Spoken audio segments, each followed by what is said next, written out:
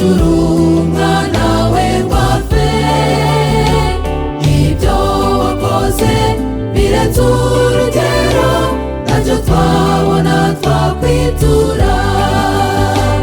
Urukundo rwawe rwaturokoye amenyo y'umubisha.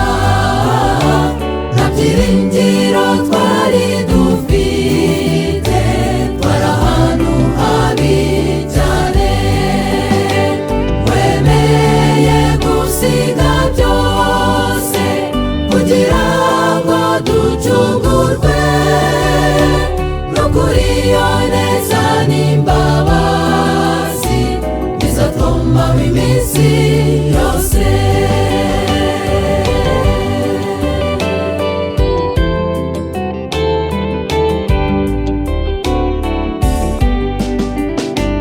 Wamubonye asonzera mw'iyi si, wamubonye asuzugurwa, wamubonye bamwabikuza, ashinyagurirwa kubitwa.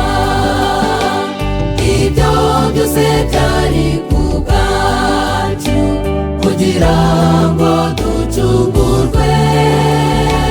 Nibutse urwo rukundo wadukunze, tuzurisha imwe mu mitima. Urukundo rwawe rwaturokoye amenyo y'umubisha. Nta byiringiro